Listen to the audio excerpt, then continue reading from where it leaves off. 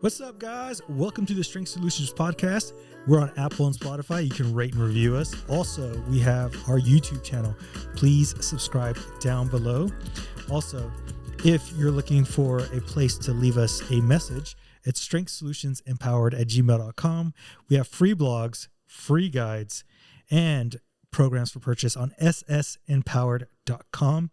Then if you want social media, it's Strength Solutions on Facebook, strength.solutions.pod on TikTok, and Instagram, Strength Solutions Empowered. I'm Strength Solutions Edwin. I'm Strength Solutions Nathaniel. All right, dude, we got a really cool topic to begin with. Yeah. And is obesity a choice? That's something that we saw this post, and a doctor put it on there. Mm-hmm. And is it a choice? It made me really got me thinking. Yeah, we've been talking about this a lot lately too, like in terms of weight loss and how we were talking about like trauma in the last one and everything like that. It's a great question, man. I think it's hard to bring it down to like a percentage of like, whoa, it's this much that, this much everything, but I think that there's some parts that I would say are choice in a way, and then some parts that are difficult to control. Yeah, I think we're so one side or the other, right? Yeah. Like, I have no, I'm a victim. Blah, blah, blah. Yeah. And then you have the other side. It's all your choice. This is Yeah, you just got to work harder. And we have friends like that. Oh, yeah. Yeah, don't worry. So we're going to go through like each little subject, right? And we're going to talk about when it's one occasion and when it's not. Yeah. So let's first talk about environment. And our environment and who we set up as friends really dictate whether it's our choice or not our choice. Yeah. Yeah. And so what I mean, my friends are mostly fitness people like yourself. Same. And people who want to get better. And so therefore I have a better chance of succeeding in my fitness goals because of it. You've surrounded yourself with a network that is successful.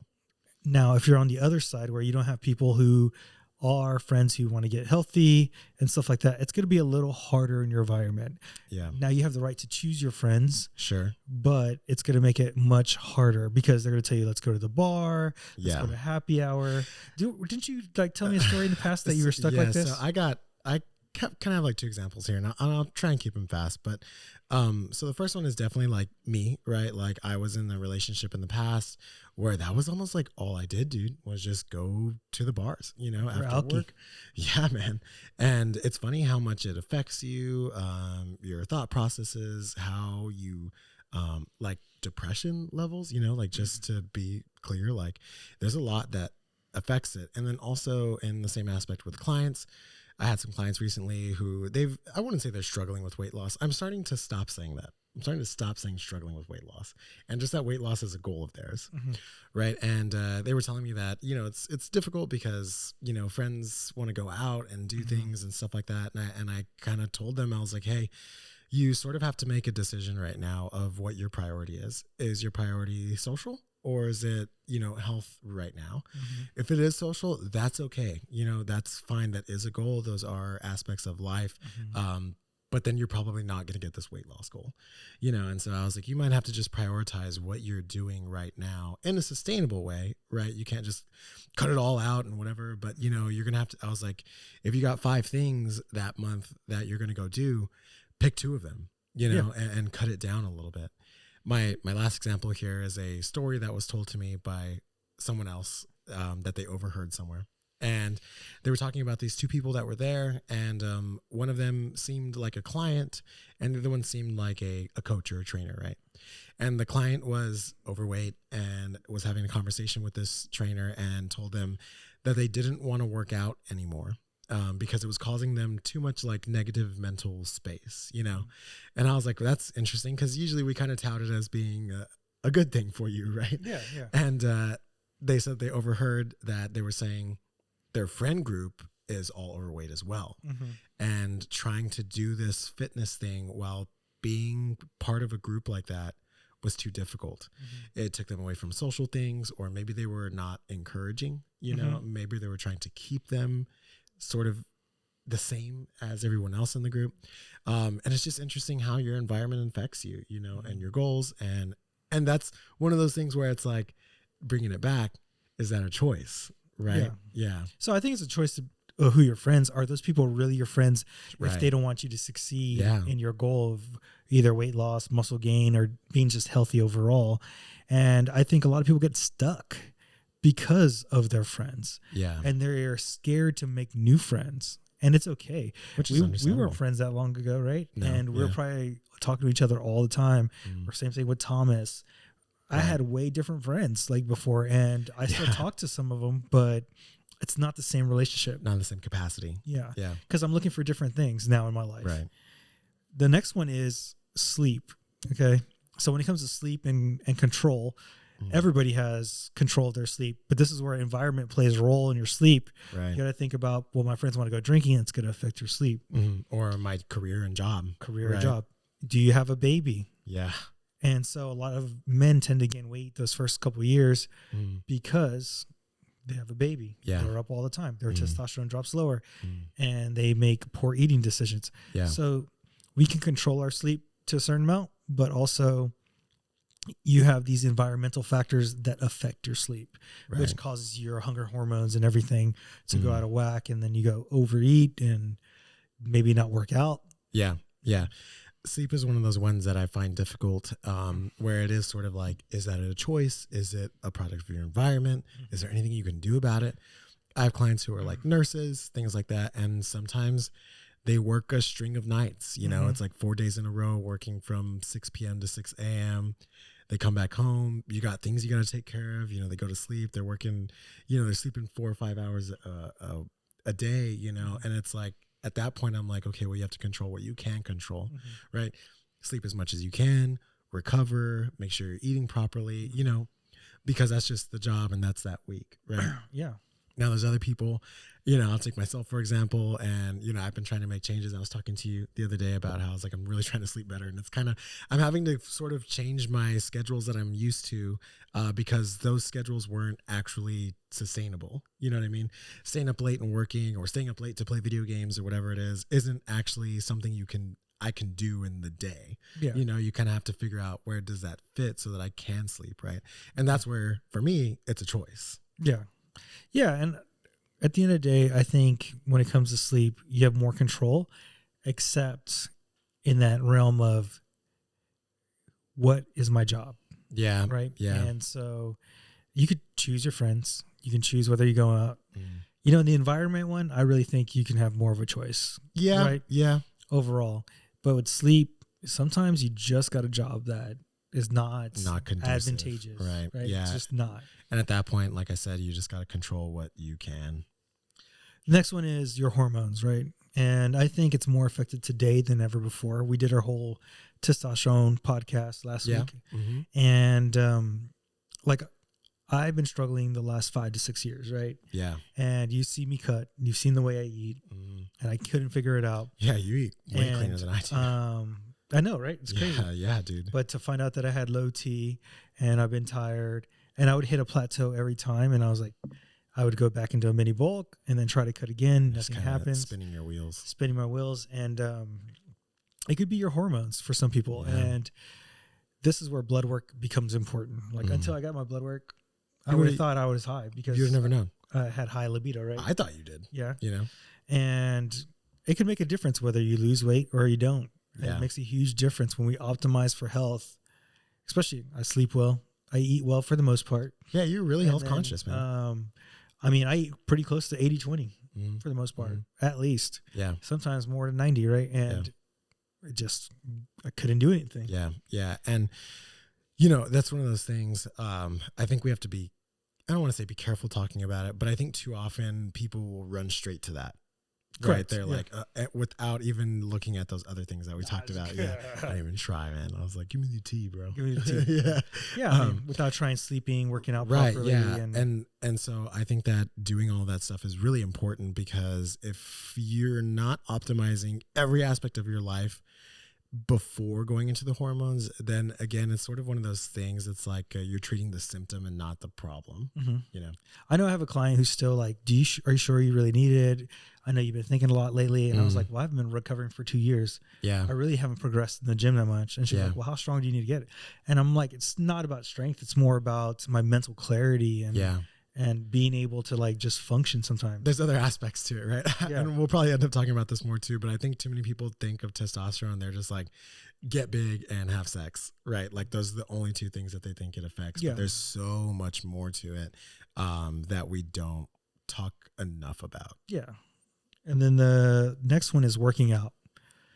This, you may not think it's a choice. This one I think is a choice I all the feel way. like this one is the only one that I could say is 100% a choice. It's completely a choice. Yeah. Because we do have time in the day. Yeah. Most people say they don't have time, but yet they're watching Netflix.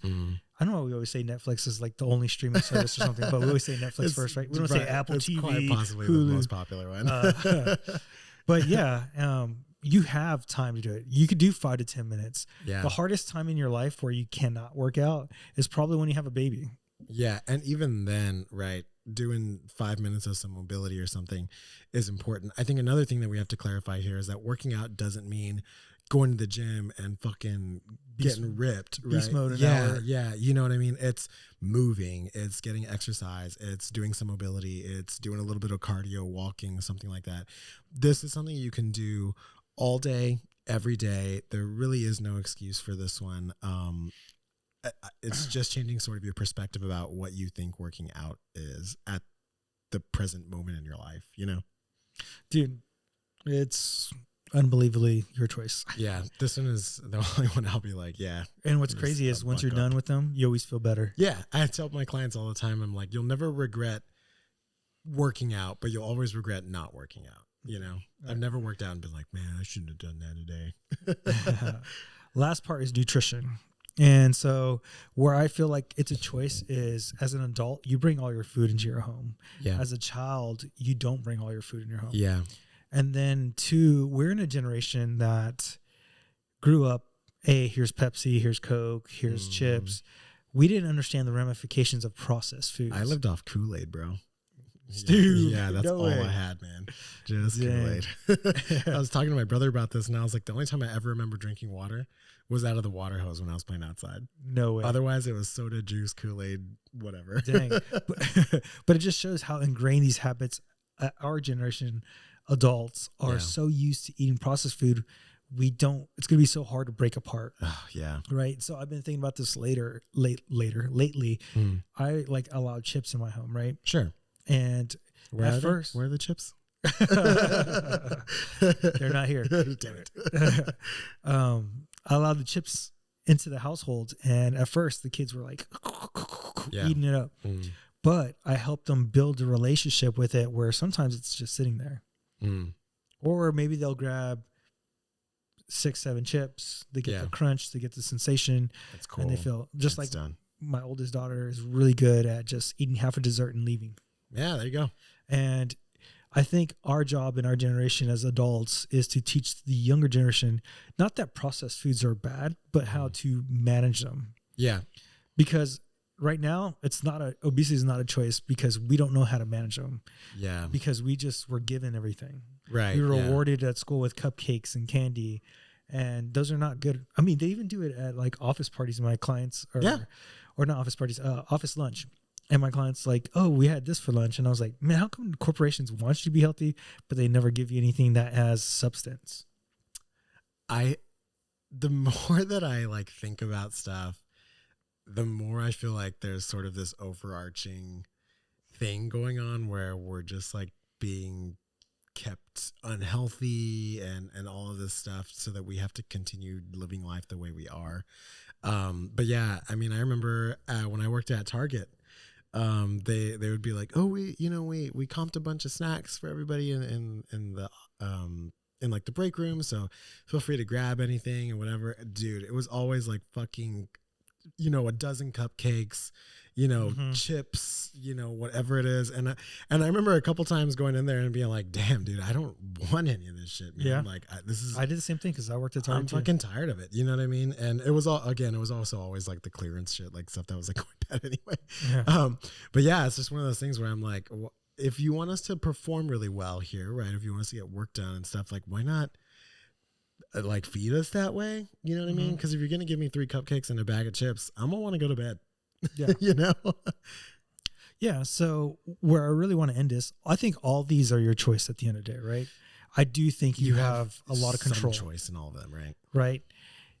It's about the decisions you make, the habits you create. And I don't think we talk enough about psychology. And I think the biggest point is, even if you don't decide to do a therapist or you decide to do one, is understand how you think. Understand your friends around you. Right. Understand the people who you work with. Understand your behaviors, because that ultimately is going to lead to your success. And whether obesity is a choice or not is up to you at the end of the day, because it is a choice. Even though there's environmental factors and there's other things that happen. Right. And I'm not saying you have to be 6-pack ripped up your entire life. No. We're not here. You just need to be in a healthy range. Mm. And what does healthy look like to you? Where do you want to hit as a goal? For guys, it's typically 10 to 20%. If we're talking about body fat, for women, it's about 20 to 30%. And really think about what you want at the end of the day. How do you want to work out? How do you want to eat? How do you want to interact in your social relationships? Yeah. It goes back to you. And I think too many times we let social media have so much power of what I want to do. How many times you get clients coming in, I want this and that. And you're asking them, why are you eating keto? Why are you intermittent fasting? Yeah. Well, they're like, well, I saw this thing on social media. Yeah. It's not because they want it. They outsource their brain. Right. Yeah. I'll even talk to people about weight loss, and I'll ask them, like, why do you want to lose weight? You know, like, what is the reason why you want to lose weight? And some people are like, oh, well, you know, I want to be healthier, whatever it is. I've had people in both realms. So whether they want to lose weight or gain weight, I've had people tell me it's because their partner, you know, like said something or whatever it is. And those are the situations that I'm a little more careful with, because I'm just like, then we're not actually going to have success, right? Because the reason you're doing it is not intrinsic, but it's an extrinsic reason, right? And also there's a bunch of other stuff, like you're never going to please anybody. Like, don't do that shit. But anyway, yeah. No, speaking of like outsourcing your thoughts, right? I've been listening to a lot of podcasts, a lot of social context. I even listened to Dr. Phil, which he changed my mind about him. Interesting. And because, you know, he had that show. And, yeah, it's terrible. And it's garbage. It was garbage, but he's actually very intelligent. It's the pressures of the show and trying to make it like sensational for everybody. Yeah. It makes me think like Dr. Oz could have been a really good doctor, but then he got caught up with the marketing end. I think he was a really good doctor. Right? He's a cardiologist. Was, right? Yeah. But now it's like his show is like, it loses credibility, right? Yes. Yeah. It's more about clicks, you know? Yeah, and it made me think about kids today and how they're affected. So today there's 500,000 children on antidepressants in America. Wow. I looked that up as a statistic. That's crazy. So I think part of it comes down to we're always telling children there's something wrong with them. Yeah. So like the other day, I think in one of our podcasts, we were like, oh, you probably should go see a therapist and stuff like that if you have these issues. I think we need to clarify that we're talking to more adults. Yes, for sure. Because as children, we need to start telling you that, look, you have to figure out this world. You got to interact with this world, and you're gonna make mistakes. You're not gonna be perfect. The fact that we tell young children easily today that they need to go see a therapist is kind of like taking advantage of these children, because then the therapist can be. You don't know who you're getting as a therapist. A lot of people don't know if this person's a good therapist. That's fair, right? Yeah. We talked about talking to a therapist. We don't even know. Yeah. About like, how do we find a good therapist or bad therapist? And these kids are openly on social media saying, I have this and I have that. And they're identifying as these things. Yeah. Without actually understanding, like, you don't know shit when you're like in teenage years. I think the difficulty too in like childhood age or teenage years, I was having a conversation about this today actually, is that you try and find those things that like make you unique. Right. And having something so validated, like, oh, I deal with ADHD or I'm autistic or whatever it is. I feel like you start to identify with that a lot to like group yourself, right? Because that's what you want to do when you're young. We tribe ourselves. Yeah. You want to like fit in somewhere. I don't even think it's a younger thing. I think it's an older thing. Look at the whole Republican Democrat thing. That's true. Yeah. It just changes, right? It just changes what it is. But I think it is a little dangerous, right? To just, so I was having a conversation and, we were talking about autism and how it's being diagnosed at a much higher rate now. And it begs sort of that question of like, is it because we're getting better at diagnosing it? Or is it because, you know, parenting is bad and they're letting kids just like play on their iPad all day, you know, and then you're like, oh, well, it's because they're autistic, and you know, whatever it is, and it's like which one really is it, you know, and it becomes difficult. Yeah, so it got me thinking too of like, man, dude, I've been thinking about like, should I take Adderall? Because I know I have some sort of spectrum. Bro, you gotta just man up, bro. Just focus. Just focus. Yeah. But like, I do believe they're overdiagnosing it, right? Because I believe most people in some are not, cases, right? Yeah. But I can be into something and then just go away. Yeah, and I'm the same way too. Like I've honestly had the same thoughts of like, do I have like some sort of issue where I can't like focus on things, you know? And it's maybe easier to diagnose now because you're an adult, right? But when you're a kid, some kids are just kind of all over the place, you know what I mean? Yeah. And then they're like, well, your kid's has ADHD or whatever, and then you're given a medication, and they just needed to be told to sit down and pay attention. You know what I mean? But it's definitely hard. Have you ever taken Adderall before? I've taken it. And I had the best study session and best grade when I went to UT, even though I failed out of UT. Yeah. The best grade I got in my biology class because I could focus. Wow. Did you use it like often, or was that like a one-time thing? It was like a one-off thing because a buddy gave it to me. And see, that's funny because I think my parents know. Guys, don't listen. I've taken Adderall like twice. And honestly, I didn't really feel any different. So you probably don't need it. Right, so I probably don't need it, right? Like I was like into the book. Like I could sit there. I was like 2:00 in the morning. I was at the library from 2 to 7, just like just reading. Yeah. How interesting. Yeah. We need it, bro. Yeah. I'll get you a plug. No, so I also been listening to other podcasts too about like this glamorization of things and these extreme ends. Like we're glamorizing politics. We're glamorizing, you know, to look a certain way. Yeah. We're glamorizing everything. And it even talks about like the glamorization of like therapists lately. And that's where I wanted to get to eventually was we are telling these kids in this generation that you're a bad person if you don't go see a therapist. You're a good person if you see a therapist. I guess there is some of that connotation around it. Yeah. So there is. And I forgot. It was like in the UK, there's like a big psychologist and he was saying like, you have to go to therapy. And I think at the end of the day, therapy is good. Right? Yeah. At the end of the day. But it may not be for everybody because sometimes I think what also gets lost is therapy is good to talk yourself out. And I believe a lot of men don't do very well, I should say, at talking it out. Yeah. What they need to do is actually action. It's almost more coded for like women, right? And we've talked about this in the past. We've talked about that. So I actually have something to say to that. So I was talking to a client. That you're a woman? Yeah. So on the podcast, I'm coming out right now. I'm a trans. I swear. I'm a Republican. I swear. Everybody's trans. There's probably 100 million of y'all. Yeah, it's because you got that long hair. And that fingernails. You should be talking about sports or lifting. Yeah. Because your fingernails. Chopping wood. That goes out to that YouTube comment guy. Yeah. I wonder if he'll ever come back. I don't know. I hope he comments on something else. We need those nails. We need to have him call in. So I was having a conversation with a client today, and I had forgotten about this because my therapist has brought this up before. So there's a type of therapy called somatic therapy. Have you ever heard about this? I have not. Okay, so there's normal talk therapy, right? Like that you're probably more familiar with, that most people are familiar with, or most people think that therapy is. Somatic therapy actually involves both the body and talk therapy. Okay. So it's about like, I say, I went through this in my childhood, and the response more likely is, what do you feel in your body right now? Mm-hmm. Like, are you feeling tense? Are you feeling, nervous, whatever it is? And so I wonder if maybe that would be better for men to go through because it's more like literal and physical and something that they can actually describe as opposed to trying to describe more conceptual things like my feelings or something like that. You know what I mean?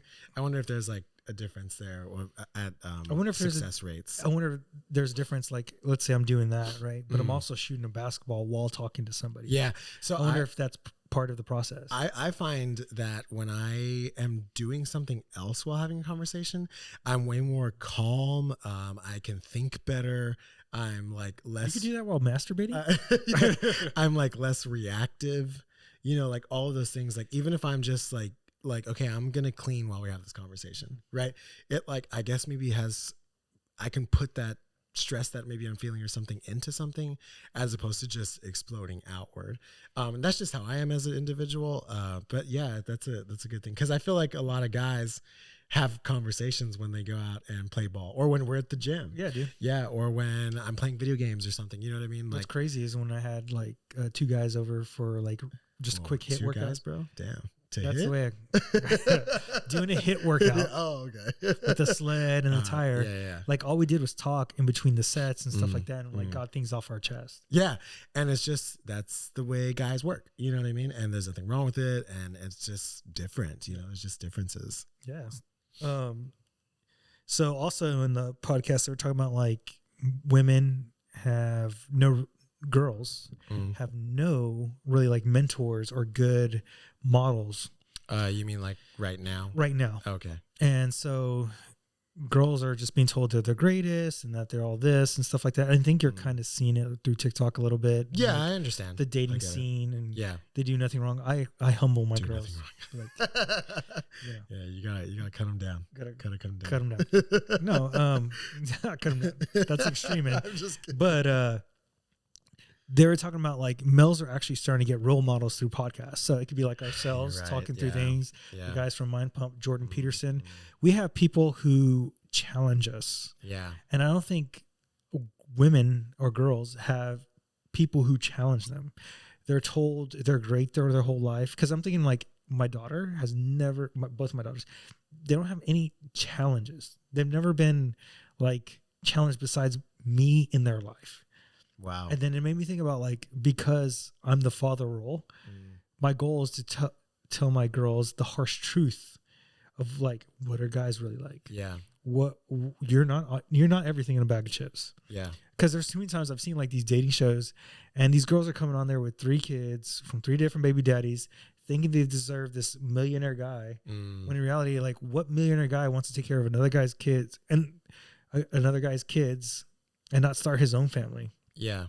And, you know, don't get me wrong, there's probably this one-off equation where there's a guy who does it. But in general, it's most likely not going to happen. They think their value is so high because they've been told they're perfect their whole life. Why wouldn't they think that? Yeah. Right. Yeah. And, you know, I was talking to one of my clients about that today. And I was talking about the experiment that we were talking about the other day, where they had put a boy behind a block, like to the mom, and he had to like move it out of the way and stuff like that. And I was like, from childhood, we raise like male and female children differently.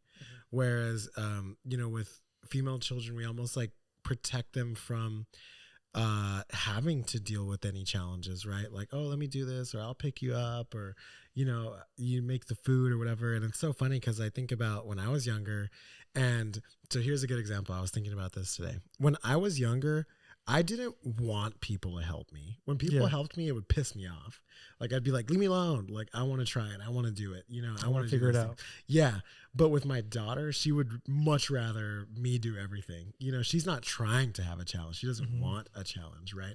Oh, whereas with like when I was younger, I actively seeked it out. You know what I mean? I was like, oh, brushing my teeth is hard. Well, I'm going to do it anyway. Stop helping me. You know what I mean? Like, I didn't want help anymore. But I feel like if given the choice, if like I had my daughter and never gave her any challenges, never was like, go do it yourself or something like that, she never would. Dude, okay, perfect example. The other day, you know, it came up to me and was like, can you do my sandwich for me or whatever? And I was like, you're 12 years old.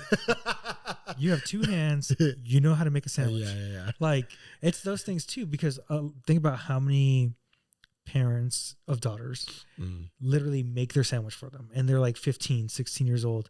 And they don't, when they go out of the real world, they expect everybody to do them. You're creating this unrealistic expectations of the world for your kid. You know, whether it's like, oh, you need to look a certain way, you need to do this.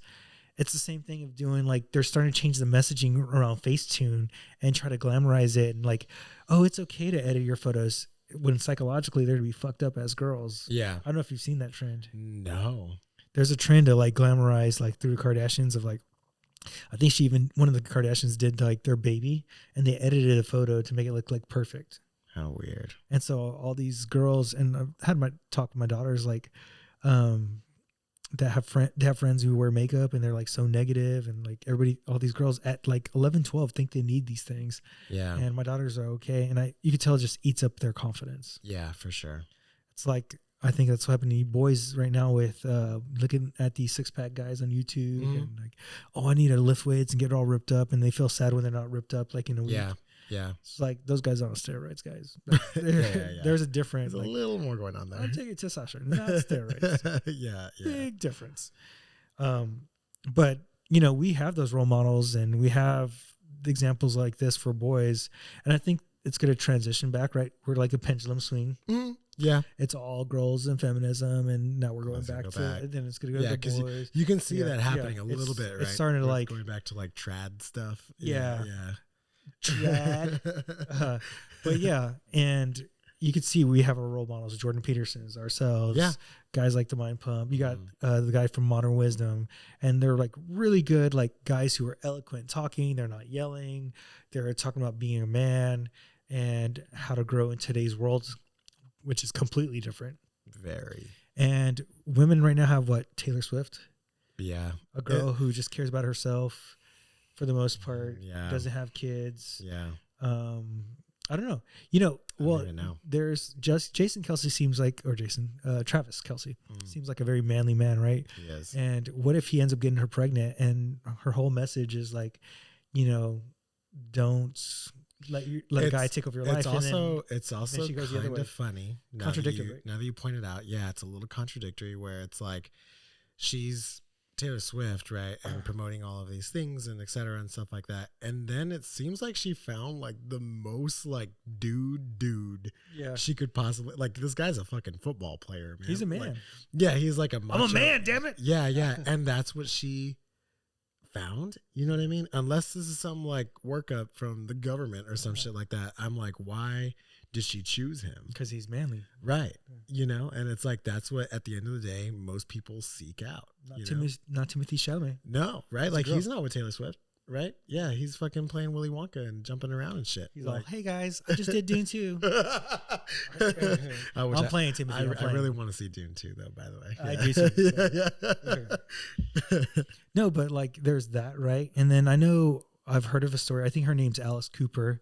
She was on a podcast. She was like 3 years, had a lot of girls like follow her podcast. And she was all like, don't let a guy like, tell you can't have sex and all that stuff. And like feminism, and you can have sex with anybody you like without catching feelings. And you could do this and that. And then what happens? The one guy who comes along who like puts her like in a certain place, she settles down and marries that guy. Wow. And then so everything she said, and I don't think she had a malicious intent. Maybe she didn't know any better. But I think we need to start listening to older individuals and like their wisdom, right? So I love listening because I have a lot of older clients, listening to their stories and listening to their things. Yeah. Is there things that don't apply today? Yes. But there's a lot of wisdom, just whether like it's religion or whatever, that you can apply today and concepts and ideas. They don't, those concepts and ideas don't change. Yeah. Like fasting is part of it. Like being able to abstain from something. Yeah. Is a big deal. So now let's get to the fun part. I sent you a cool video on Instagram. And it was about the agonist, antagonist muscle, the bicep and tricep. Right? It was like so cool. It was a really cool video. And this is what we talked about, like not making our podcasts complex, right? Yeah. There was a guy, I saw it on a trainer's, a friend of mine story. And I saw the video. I was like, oh, let me click on it. And it's so funny that we promote our biases. So I don't know if you could tell through that video, he's more of a animal flow, mace training guy and stuff like that. So it's talking about working your bicep and tricep and in isometric, or working in it in a extension or flexion spine. Yeah. And you can hold, and this mimics more the real world. Yeah. And I was just thinking to myself, like, why are we fighting so much, so hard? Yeah. To be right. And it goes back to tribalism. Yeah. Fair. Right. What I've noticed too is that as I've continued my training, it gets simpler and simpler and simpler every single time. You know, I used to do a whole bunch and I got to train this way and try this. And then, you know, this phase I'm going to do, you know, whatever. And that, blah, blah, blah, blah. Bro, I had the best, you know, progression that I've had in a very long time. So this program's a public program. So you can exactly say the workout. Yeah. So, and everything so like the that. one that I was on was called the Texas Method. It's by Mark Ripto, the guy who created Starting Strength. It's squat, bench, deadlift, overhead press. That's it. There's some accessory stuff into it if you have the time, like there's chin-ups to get some back work to kind of offset a lot of the pressing. There's some bicep curls, you know, because you don't really get a lot of arm volume in that one. And just like little things like that, you know, here and there. But dude, I had so much progress on it, man. It was simple. It was easy. I would get into the gym and feel like good about being there because I knew exactly what I had to do. And I knew it was just going to be, I just got to squat. I just got to do this. And then I'm done, you know? And so there's like that, release of like stress too, time, you know, all these things. Whereas before, you know, I was doing 12 exercises, you know, this one I'm going to do 3 sets, that one I'm going to do this, you know, et cetera stuff. And I think that there's a time and place for that, but I'm just realizing how, focusing on mobility, stress, sleep, getting strong, and all those things are the cornerstones. You know, like if you can do that properly, then you're going to have, you know, progress through it. And that's, you know, as watching that video again, also it was like very scientific and trying to like sound, I guess like the more complicated you sound, you know, the more it's like, oh, this guy's so credible and stuff like that. And then, you know, it kind of like builds that sort of trust and stuff like that. And I think that when we tell people simple things, like all you have to do is squat and deadlift, they're, for whatever reason, they're like, no, like there's no way that that's all you need to do. You know what I mean? It couldn't be that simple. There has to be some complex reason. What's the secret? What's the secret, right? What's the, you know, a special program that I don't know about, or, you know, what's the next product I have to buy or whatever. A lot of these programs that I find aren't even for like purchase. They're just like something that you like. The one I'm going to start doing a sort of deadlift variation of that because I really want to build my deadlift now. And it's just this guy, 7-minute video. He was like, so you do this on this day, that. And I just took some notes and I was like, okay, like there's the program, you know, it's just easy shit, you know? And so, no, in that video, he was all like, don't stretch because of this and that. And then all he really wanted to mention was make sure you load yourself in your stretch so you could make it stronger. That's all he had to say. But he had like a whole minute and a half about don't stretch, do this, do that. And just like, I can't go verbatim on it because there's like a lot of scientific words in there. But it's like y'all are making it too complex. I've noticed even from a mobility standpoint and talking to physical therapists and like, I think even chiropractors, we make the spine and everything so complex. Yeah. And a lot of it comes down to teaching people how to move within their own body because our anatomies are all different. And maybe I sit a certain way consistently. I have to sit another way, finding things in everyday life that they do. I mean, I literally had a client this morning telling her like, if you did this stuff at home, you would get results faster. But you're not, so it's going to take time. And she's like, I totally understand. Right. Because I'm busy and I do a lot of things. And we talk about like her environment's that way. Yeah. And it's just, we make it too complex. I just can't stand it. Yeah, I agree. And a perfect example of this, I sent you a text this weekend and I was like, dude, I've been doing HIIT to make my mobility better. Oh yeah. And I was like, did you misspell that? So I do HIIT once a week, every Saturday. And so what I do is I do like A skips, B skips. And what I do in my HIIT training is I make sure to get to a point where I'm breathing hard, but I also can work on proper hitting the pavement or hitting the ground, right? Yeah. And making sure I create good contact through my whole foot. Yeah. And I think too many times when people do HIIT, they're just going. They're just trying to get tired. Right. They're just trying to get tired. I'm using it more for like, can I get my hips better? And our muscles are like rubber bands. So sometimes you need that elasticity to kind of like vibrate and bounce. That's why they use vibration plates to kind of like overload and change the muscle spindles so they don't inhibit any of your movement. Right. That's all I'm doing with the HIIT training is using my jumping to kind of get back into it. And you can use power to make your mobility better. Yeah, that's right. Yeah, I think that's one of the things too is that like as you do strength training, like I'm doing right now, you realize more and more how important mobility is in order to like move through those movements properly and be efficient with them. You know what I mean? Like if I don't have enough hip mobility, my squat is going to suck. You know, if I don't have overhead mobility, I'm not going to be able to overhead press very well, you know?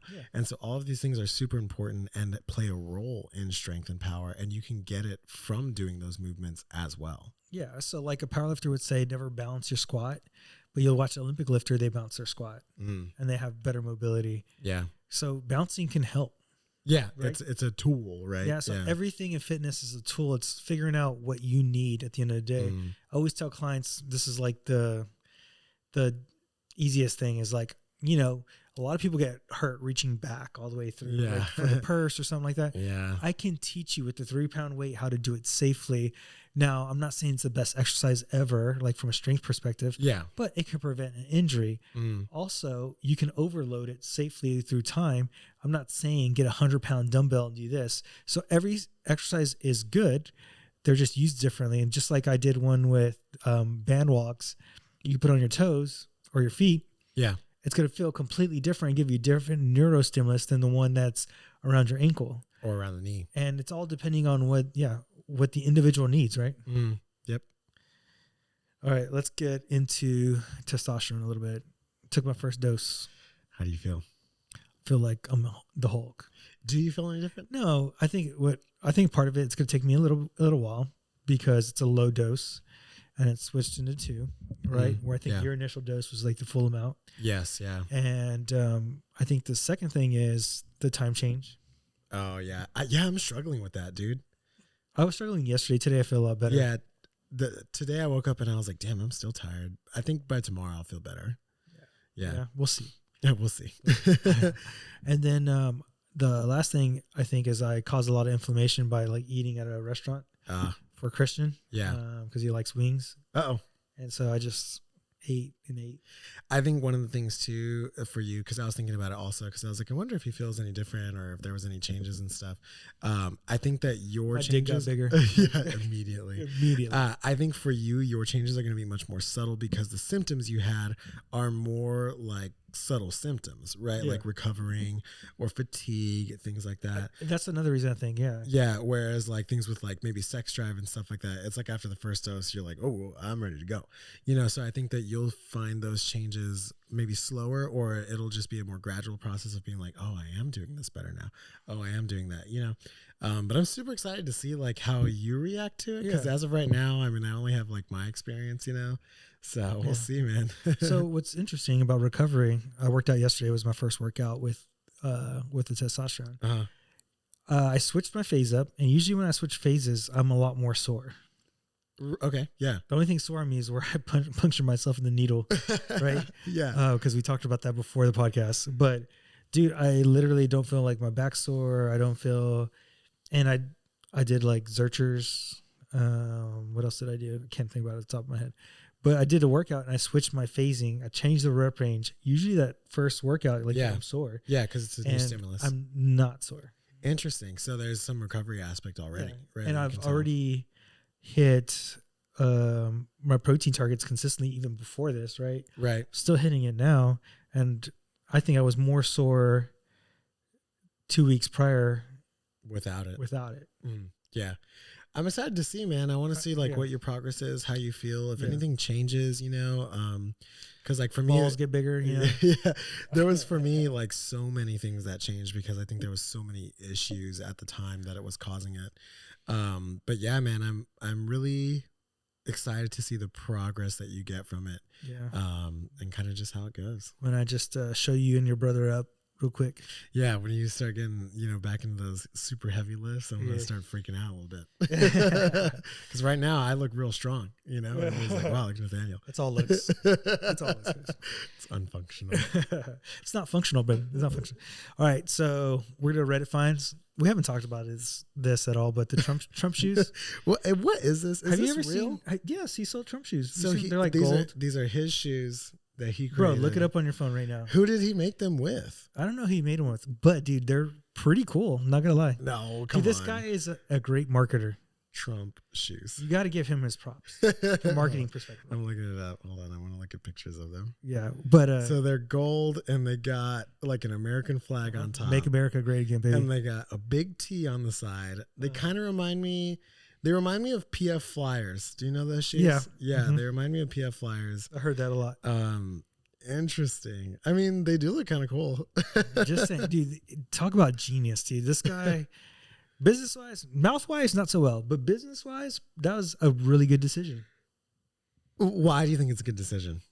He's going to make money off of them. Yeah, that's fair. And then the resale market on them are going to be crazy. Yeah. Sneakerheads are like, things? I think they're sold out already. But they've been sold out. So they're not, he didn't partner with Nike or something like that to make these. It's just something that he did. Yeah. Brilliant. He probably partnered with someone from Russia. Conspiracy theory. All right. This next Reddit, before we get in trouble, shut down right now. The iPad kid final form. Yeah. This guy was like at a movie theater. He's like riding a Segway, has the Apple Vision on, right? He had like some other stuff. And I was just like, he looked like one of the guys from Wall-E, you know, like the humans on the ship. I was like, is this what we're looking at, man? Like this like whole virtual, like don't have to do anything world, but who knows, man? That's the world we're in today. Yeah, I think it'll be a long time before anything like that happens. Okay. So we're going to go in our studies. The first study is women get the same exercise benefit as men, but with less effort. Yeah. What do you think about this study?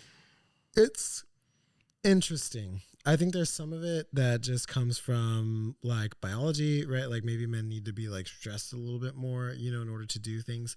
I think some of it comes from the fact, sort of like what we were talking about earlier, where like women in general don't have to be challenged as much. You know what I mean? So then a smaller stimulus becomes just as effective, you know what I mean?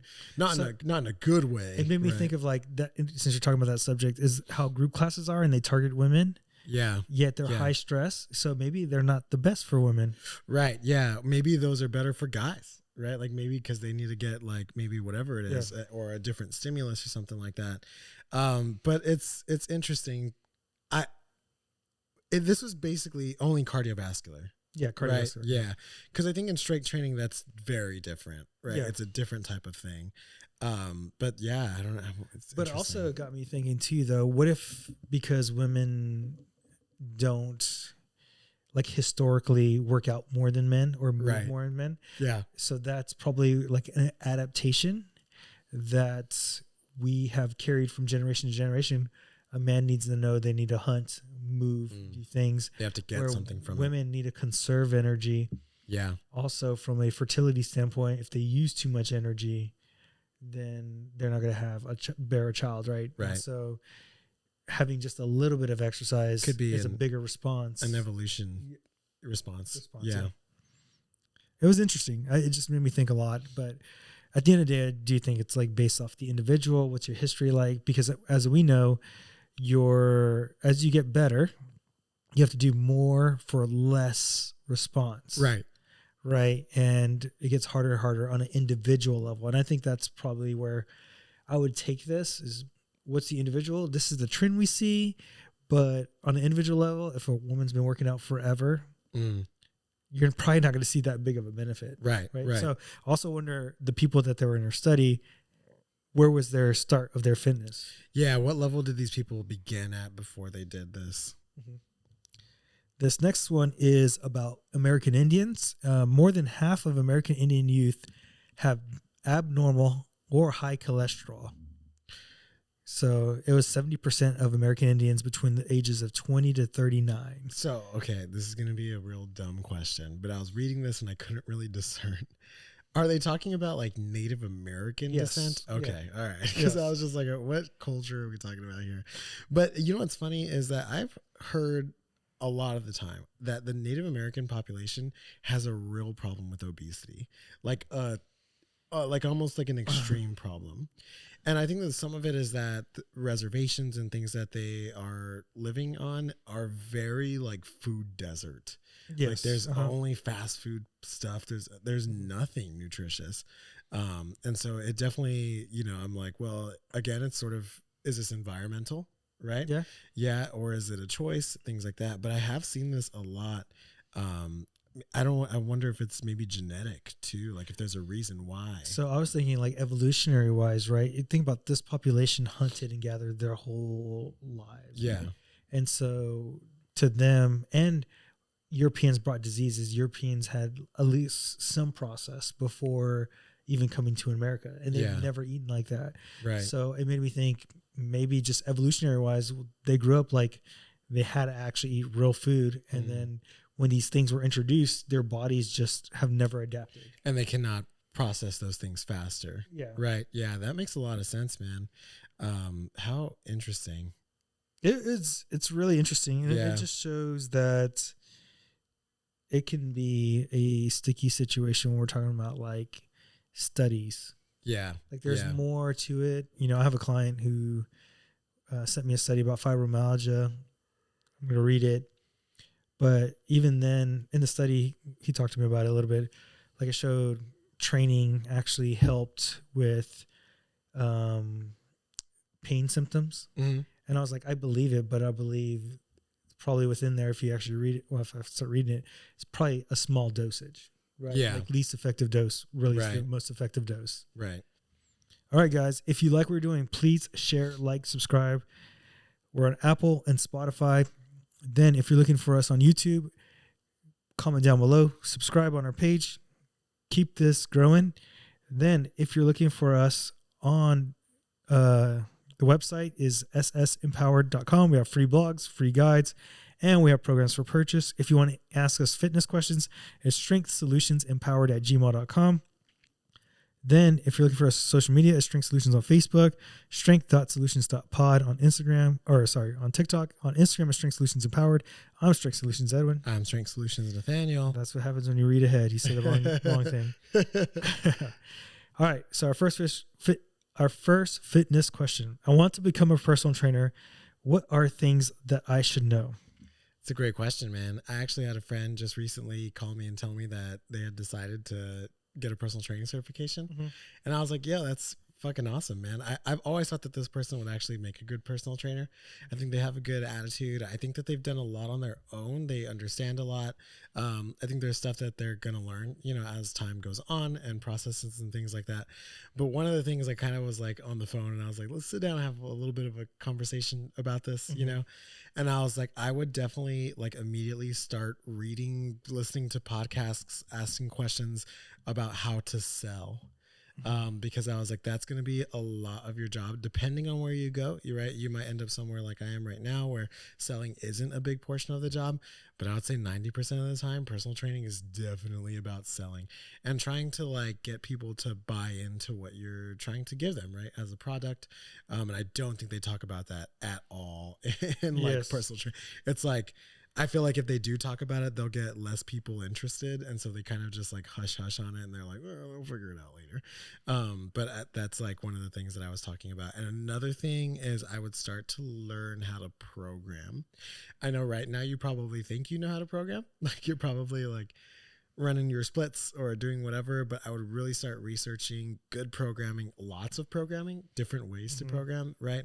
And doing a lot of that. Those are two little pieces of advice. There's probably a lot more, but those are two things that I would say like, hey, start looking into this, learn about these things because you're not going to get it at all during the certification process. I also want to be real with people and be honest. It's a hard job. You're relying on other people. Yeah. There's millions and millions of people that are certified. Yeah. Only about 382,000 people practice. Wow. Millions and millions. So many people drop out. That's such a small fraction. You said one part of it is selling.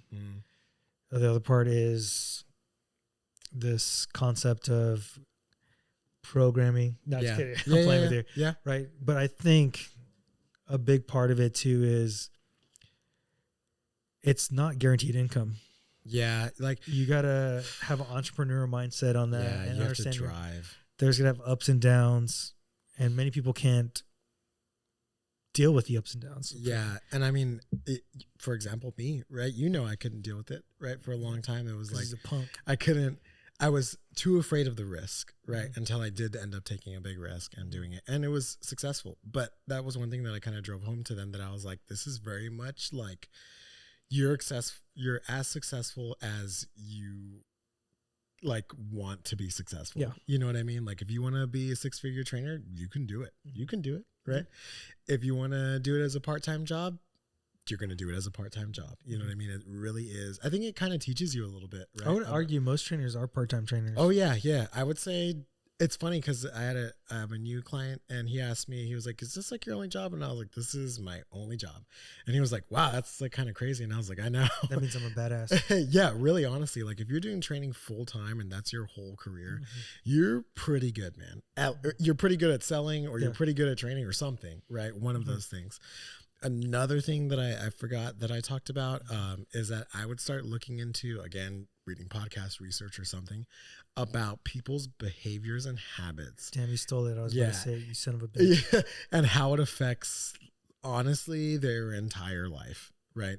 Because I was like, training is honestly about dealing with people's habits and behaviors and learning how to manage those.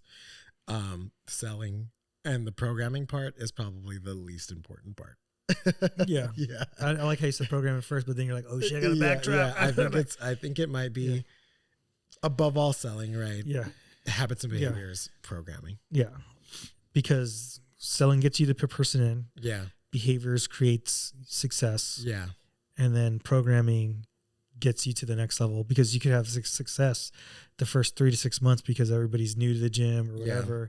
It's easy. I had this conversation with my client, and I was like, problem with a lot of trainers, they don't have poor programming, or they don't continue getting someone better because they don't know how. Yeah. That's what's going to separate. And I think this is probably why clients stay with you longer or with me longer, and we're personable.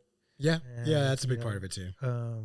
We're not just like, you got to do this agonist antagonist muscle, and then you got to flex your spine. You got to no, we can't talk like that, man. Sometimes when I'm talking to clients, I do like end up getting a little bit too much into that, and I can see their face kind of go like, and then I'm like, all right, I'm done.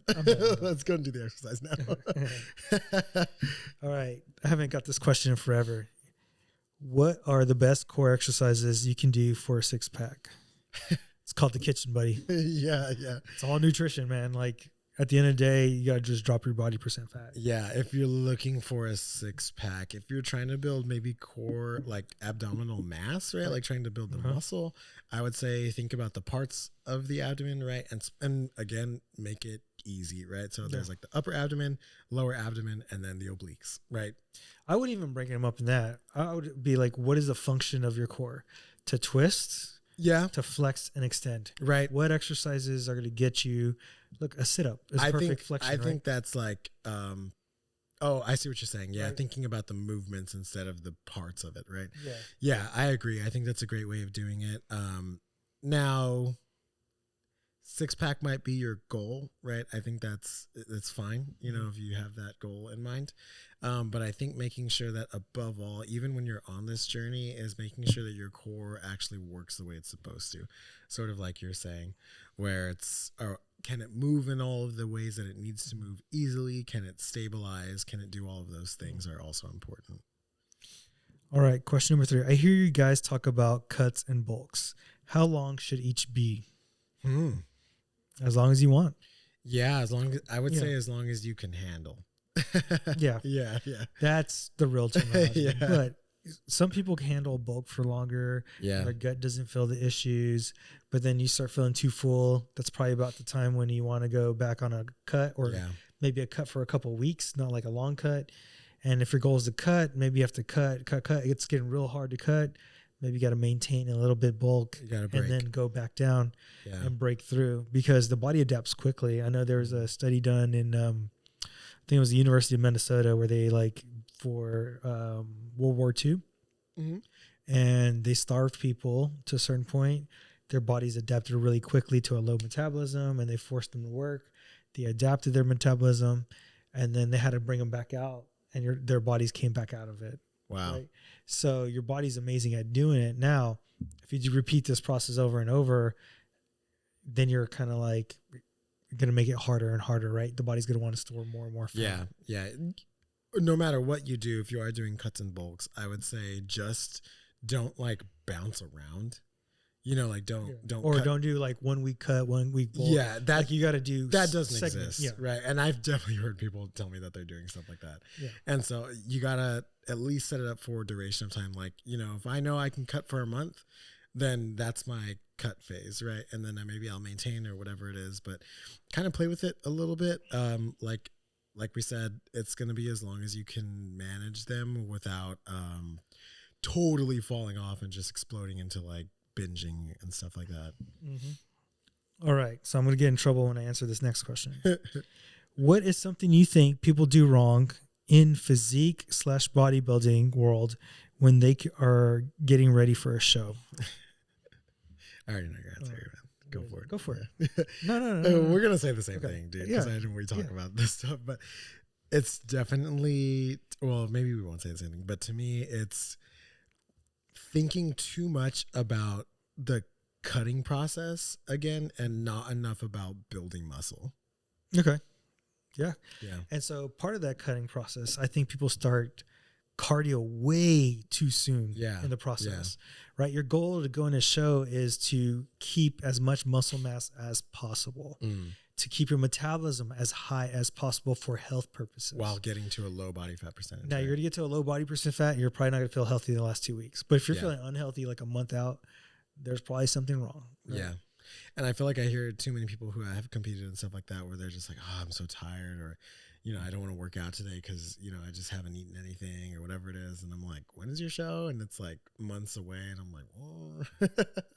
Yeah. And then the part everybody thinks about the cut, my biggest issue, and I think this is where a lot of people are like, I don't get better show after show, or I'm doing worse and worse and worse, is that they don't think about what's the bounce back going to be like.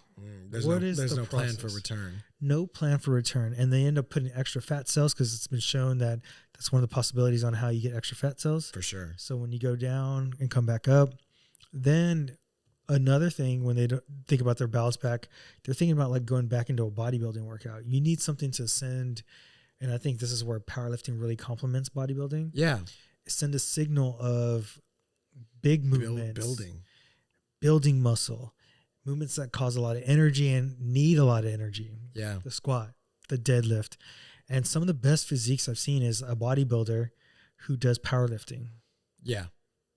Or at least that's some phasing right throughout their training. I'm not saying they're doing powerlifting for like 7 months out of the year. Yeah. They just do it to kind of get out of it, kind of regrow their metabolism. Yeah, because think about it, right? Like, think about it in terms of just what's happening to the body, right? Let's put it for like a year. So let's say you bulk for the first half, right? The second half, maybe you're doing more of that bodybuilding S-type training, and then the last like 3 months or whatever it is, right? You're really dropping how much food you're eating, your body fat percentage is dropping, your metabolism is getting lower, you're tired, you're probably stressed out, right? Like there's so many things happening. So by the time show comes around, you're pretty fucked up, you know? Yeah.